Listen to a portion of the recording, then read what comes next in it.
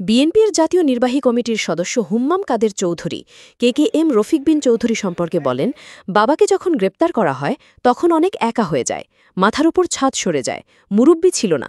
তখন প্রাণপ্রিয় চাচা মরহুম কেকেএম রফিক বিন চৌধুরী সাহেব আমাকে হাত ধরে ধরে রাজনীতি শিখিয়েছিলেন। তিনিই মাথার ছায়া ছিলেন। কারাগারে আব্বার কাছ খেতে পরামর্শ নিতাম।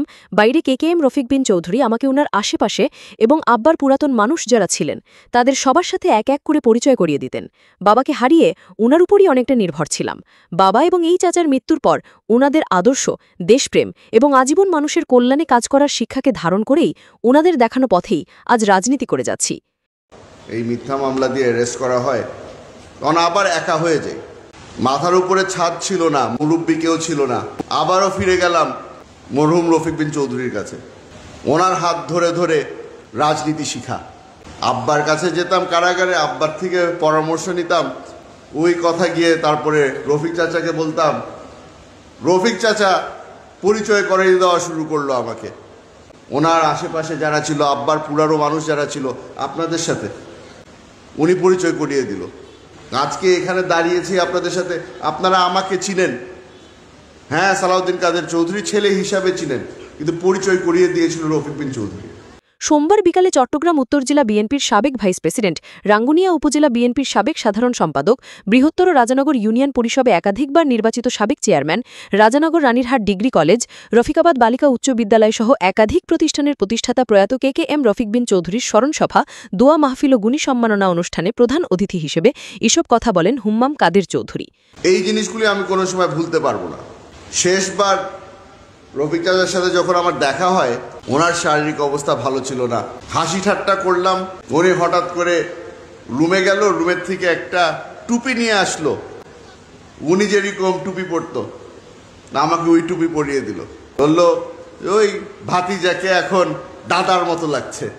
রফিকাবাদ বালিকা উচ্চ বিদ্যালয় মাঠে আয়োজিত অনুষ্ঠানে সভাপতিত্ব করেন চট্টগ্রাম জেলা জজ কোর্টের অ্যাডিশনাল পাবলিক প্রসিকিউটর এবং বিদ্যালয় পরিচালনা পরিষদের সভাপতি অ্যাডভোকেট কেআরএম খায়রুদ্দিন মাহমুদ চৌধুরী। কেকেএম রফিক বিন চৌধুরীর জীবনী তুলে ধরেন উনার সন্তান কেআরএম পেয়ারউদ্দিন মাহমুদ চৌধুরী। বিশেষ অতিথি ছিলেন উত্তর জেলা যুবদলের সিনিয়র সহসভাপতি ইউসুফ মিয়া চৌধুরী। আরও বক্তব্য দেন কেন্দ্রীয় বিএনপি সদস্য সাথী উদয় কুসুম বড়ুয়া, চট্টগ্রাম আদালতের public prosecutor SUM Nurul Islam, রফিকাবাদ বালিকা উচ্চ বিদ্যালয়ের প্রধান শিক্ষক ইউনুস মিয়া, বিএনপি নেতা ওয়াকিল আহমদ তালুকদার, আব্দুল মান্নান রনি, অ্যাডভোকেট আরিফুল ইসলাম, শাহিদ কামাল তালুকদার, রেজাউল করিম সাউদাগর, নাসির উদ্দিন নসু, জাহিদুল ইসলাম চৌধুরী, সিরাজুল ইসলাম তালুকদার, নেসারুল হক পেয়ালু, দিদারুল আলম জসিম, রাঙ্গুনিয়া প্রেস ক্লাবের সভাপতি মোহাম্মদ ইলিয়াস তালুকদার, সাধারণ সম্পাদক নুরুল আফসার চৌধুরী, বিএনপি নেতা ইসমাইল শিকদার ও আবু বকর তালুকদার সহ নেতৃবৃন্দরা। সঞ্চালনা করেন বিদ্যালয়ের দাতা সদস্য কেআরএম শরফউদ্দিন মাহমুদ চৌধুরী। অনুষ্ঠানে অবসরপ্রাপ্ত কয়েকজন প্রবীণ শিক্ষককে সংবর্ধনা দেয়া হয়। এছাড়া সালাউদ্দিন কাদের চৌধুরী পরিবারকেও কেকেএম রফিক বিন চৌধুরীর পরিবারের পক্ষ থেকে সম্মাননা দিয়ে শ্রদ্ধা জানানো হয়। স্মরণসভার পূর্বে কেকেএম রফিক বিন চৌধুরী কবর জিয়ারত ফুল দিয়ে শ্রদ্ধা নিবেদন করেন হুম্মাম কাদের চৌধুরী। এই ধরনের কিছু গুণী শিক্ষককে মাস্টার বিমল কান্তি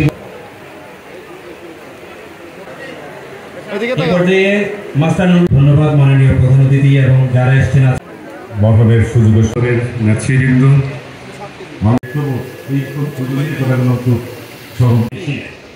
আমি যেগুলো দেখেছি আপনার সেগুলো শহীদ সালাউদ্দিন কাদের চৌধুরীর অনন্য অবদানের কারণে রফিকাবাদ বালিকা উচ্চ বিদ্যালয় সম্মাননা স্মারক মরণোত্তর প্রদান করছে মরহুমের পরিবারের।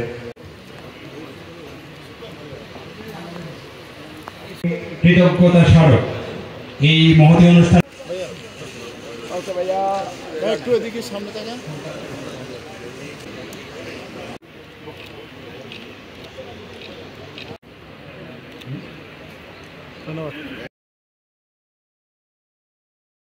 পরিবারের সম্মানিত ওনাদের বক্তব্য আমরা শুনবো।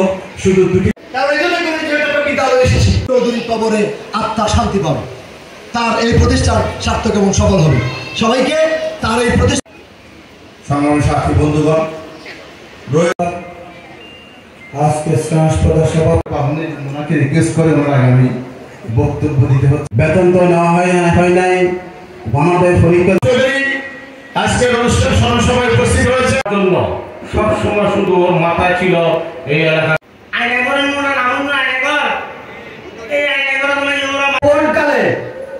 এই